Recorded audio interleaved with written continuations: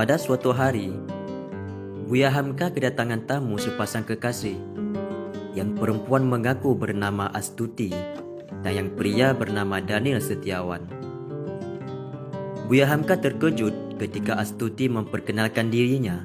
Dia mengaku putri sulung Pramudia Anantatur, yaitu seorang tokoh sastra terkenal yang pernah mendekam di pengasingan Pulau Buru karena dituduh sebagai simpatisan PKI. Astuti mengutarakan dan tujuan kedatangannya menghadapi Buya Hamka. Dia menyampaikan pesan dari ayahnya untuk menemui Hamka. Astuti bercerita hendak menikah dengan Daniel. Yang menjadi permasalahannya, Pram tidak setuju jika anaknya menikah dengan seorang yang berbeda agama. Astuti adalah seorang Muslim, sedangkan calon suaminya yang bernama Daniel adalah seorang non-Muslim. Padahal Pram sendiri orang yang tak pernah menyebut memeluk agama tertentu. Ayahnya meminta Astuti menemui Hamka agar bersedia mengajari Daniel tentang agama, sekaligus menjadi saksi pernikahan keduanya. Lalu apa reaksi Hamka? Hamka sebenarnya layak menaruh dendam kepada keluarga ini. Beberapa tahun sebelumnya, pada tahun 1963, Harian Rakyat yang berbau komunis menempatkan berita headline yang menghebohkan jagat tanah air. Karya sastra yang dikarang oleh Hamka yang berjudul Tenggelamnya Kapal Van der Wijk dituding hasil jiplakan. Hamka dituduh melakukan plagiat.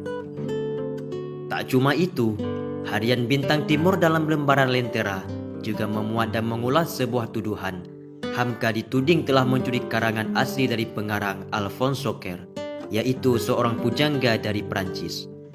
Sejak itulah, berbulan-bulan lamanya kedua koran komunis itu membuat tulisan-tulisan yang mendiskreditkan Hamka. Tidak hanya menyerang karya sastranya, mereka bahkan juga menyerang secara pribadi kepada Buya Hamka. Lalu siapakah orang di balik tuduhan-tuduhan miring itu semua? Namanya adalah Pramudia Anantatur, ayah dari pasangan yang datang kepada Buya Hamka.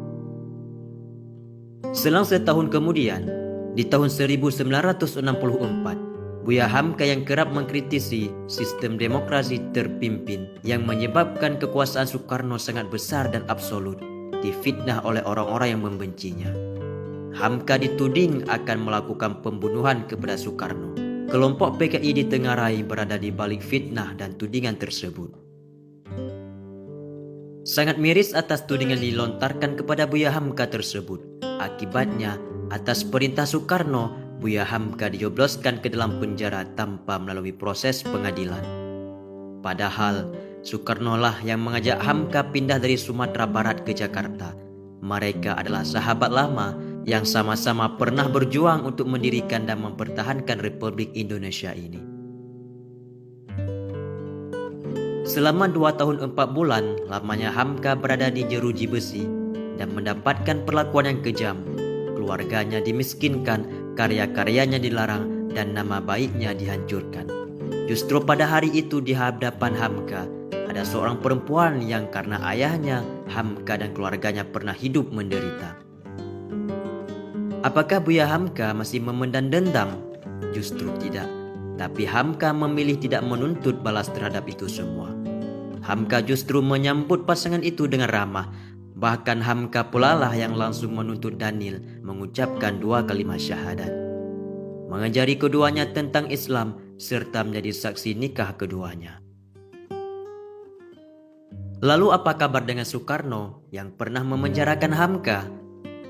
Pada suatu hari, tanggal 21 Juni 1970, 2 orang bertamu ke rumah Hamka, pejabat tinggi Kafrawi, Sekjen Departemen Agama, dan Maijen Suharyo, ajudan Presiden Soeharto.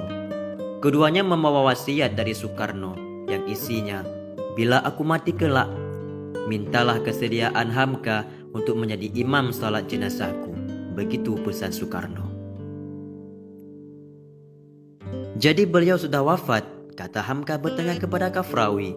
"Iya Buya, Bapak telah wafat di RSPAD.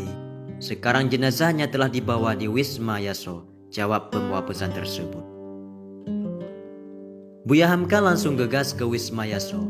Hamka berdiri paling depan untuk memimpin sholat jenazah. Sebelum jenazah Soekarno diterbangkan ke Blitar untuk dimakamkan, Hamka pula lah yang mendoakan Soekarno dan meminta semua yang hadir untuk memaafkan Soekarno jika mempunyai salah dan khilaf. Dalam kesempatan terpisah, beberapa tahun berselang, salah seorang teman Pramudia, Hudzaifah Quaidah, menanyakan alasannya mengirim calon menantunya kepada Hamka untuk mempelajari Islam.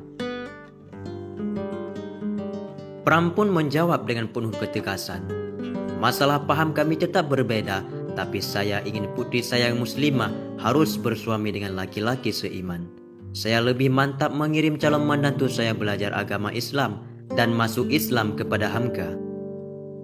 Sedangkan atas nasibnya yang pernah dipenjara oleh Soekarno untuk dituduh yang tak berbukti, Hamka justru pernah berujar, "Saya bersyukur pernah dipenjara. Sebab jika saya tidak dipenjara, tidak mungkin saya bisa menulis buku tentang tafsir lengkap Al-Quran," ujar Buya Hamka. Harap Anda tahu, selama di penjara inilah Hamka membuat sebuah karya monumentalnya, sebuah buku sebanyak 9 jilid tentang tafsir lengkap Al-Quran 30 juz.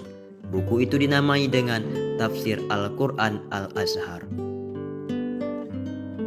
Kawan-kawanku yang seiman, begitulah Buya Hamka, seorang yang berhati besar, yang memalas dendamnya dengan hati yang lapang. Wallahu a'lam. Assalamualaikum warahmatullahi wabarakatuh.